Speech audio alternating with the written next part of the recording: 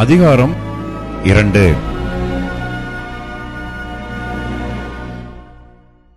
அப்பொழுது அன்னாள் ஜெபம் பண்ணி, என் இருதயம் கர்த்தருக்குள் களி கூறுகிறது, என் கொம்பு கர்த்தருக்குள் உயர்ந்திருக்கிறது, என் பகைஞரின் மேல் என் வாய் திறந்திருக்கிறது, உம்முடைய ரட்சிப்பினாலே சந்தோஷப்படுகிறேன். கர்த்தரைப் போல பரிசுத்தமுள்ளவர் இல்லை, உம்மை அல்லாமல் வேறொருவரும் இல்லை, எங்கள் தேவனைப் போல ஒரு கன்மலையும் இல்லை. இனி மேட்டுமையான பேச்சை பேசாதிருங்கள், அகந்தையான பேச்சு உங்கள் வாயிலிருந்து புறப்பட வேண்டாம். கர்த்தர் ஞானமுள்ள தேவன், அவர் செய்கைகள் யதார்த்தமல்லவோ? பலவான்களின் வில் முறிந்தது, தள்ளாடினவர்களோ பலத்தினால் இடை கட்டப்பட்டார்கள்.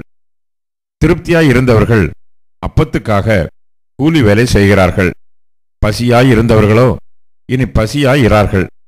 மலடியாயிருந்தவள் 7 பெற்றாள், அநேகம் பிள்ளைகளை பெற்றவளோ பலட்சயப்பட்டாள்.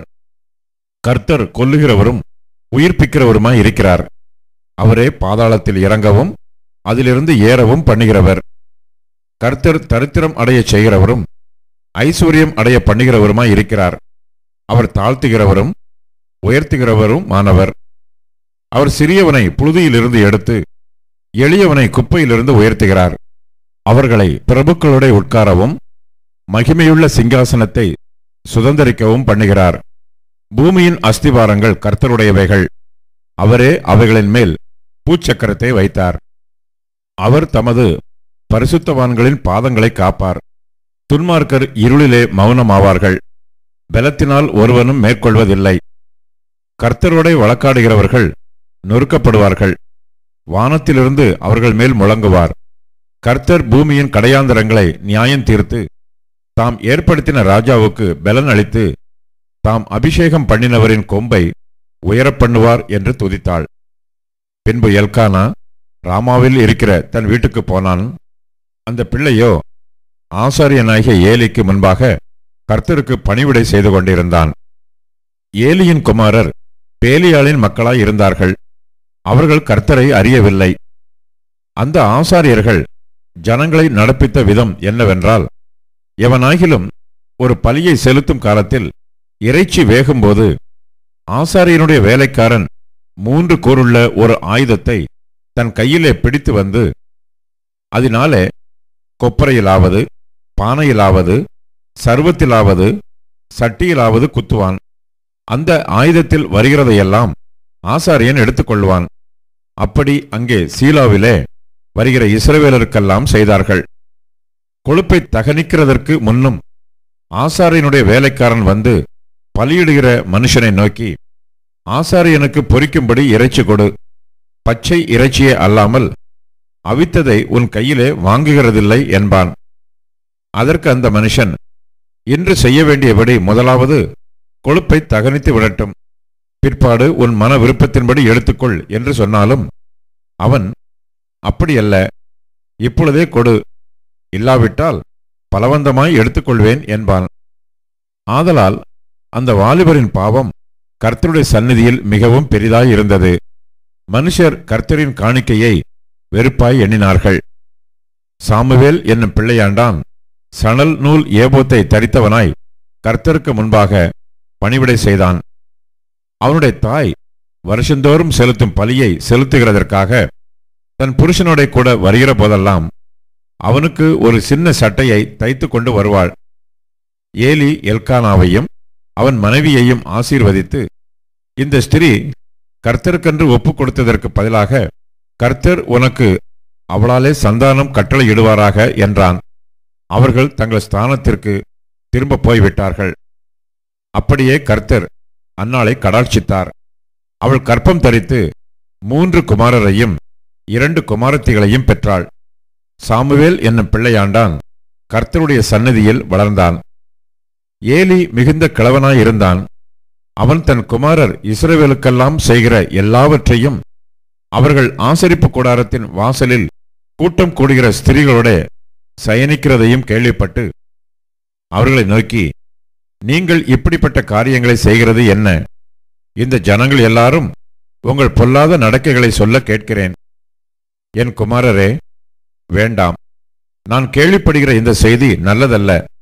கர்த்தருடைய ஜனங்கள் மீறி நடக்கிறதற்கு காரணமாய் இருக்கிறீர்களே.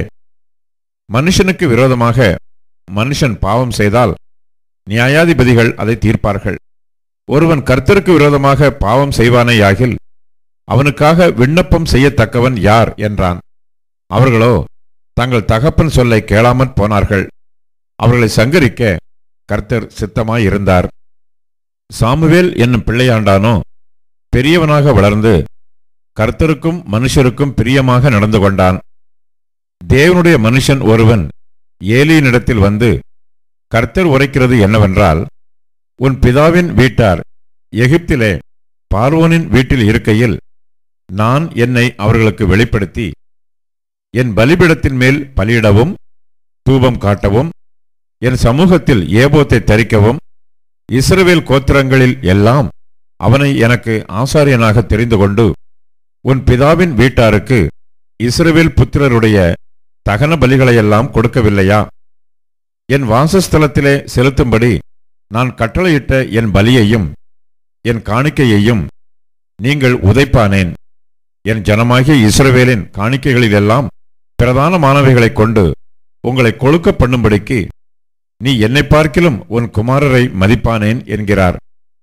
ஆகையால் இஸ்ரவேலின் தேவனாகிய கர்த்தர் சொல்லுகிறதாவது, உன் வீட்டாரும் உன் பிதாவின் வீட்டாரும் என்றைக்கும் என் சந்நிதியில் நடந்து கொள்வார்கள் என்று நான் நிச்சயமாய் சொல்லியிருந்தும் இனி அது எனக்கு தூரமாய் இருப்பதாக. என்னை கனம் பண்ணுகிறவர்களை நான் கனம் பண்ணுவேன், என்னை அசட்டை பண்ணுகிறவர்கள் கன ஈனப்படுவார்கள் என்று கர்த்தர் சொல்லுகிறார். உன் வீட்டில் ஒரு கிழவனும் இராதபடிக்கு உன் புயத்தையும் உன் பிதாவின் வீட்டாருடைய புயத்தையும் நான் தரித்து போடும் நாட்கள் வரும். இஸ்ரவேலுக்கு செய்யப்படும் சகல நன்மைக்கும் மாறாக என் வாசஸ்தலத்திலே உபத்திரவத்தை காண்பாய். ஒருபோதும் உன் வீட்டில் ஒரு கிழவனும் இருப்பதில்லை. என் பலிபீடத்தில் சேவிக்க நான் உன் சந்நிதியில் நிர்மூலமாக்காதவர்களோ உன் கண்களை பூத்து போக பண்ணவும் உன் ஆத்துமாவை வேதனைப்படுத்தவும் வைக்கப்படுவார்கள். உன் வம்சத்திலுள்ள யாவரும் வால வயதிலே சாவார்கள். ஓப்னி பினகாஸ் என்னும் உன் 2 குமாரரின் மேல் வருவதே உனக்கு அடையாளமாயிருக்கும். அவர்கள் இருவரும் ஒரே நாளில் சாவார்கள். நான் என் உள்ளத்துக்கும் என் சித்தத்திற்கும் ஏற்றபடி செய்யத்தக்க உண்மையான ஒரு ஆசாரியனை எழும்ப பண்ணி அவனுக்கு நிலையான வீட்டை கட்டுவேன். அவன் என்னால் அபிஷேகம் பண்ணப்பட்டவனுக்கு முன்பாக சகல நாளும் நடந்து கொள்ளுவான். அப்பொழுது உன் வீட்டாரில் மீதியாயிருப்பவன் எவனும் ஒரு வெள்ளி பணத்துக்காகவும் ஒரு அப்பத் துணிக்காகவும் அவனிடத்தில் வந்து பணிந்து, நான் கொஞ்சம் அப்பம் சாப்பிட யாதொரு ஆசாரிய ஊழியத்தில் என்னை சேர்த்துக்கொள்ளும் என்று கெஞ்சுவான் என்று சொல்லுகிறார் என்றான்.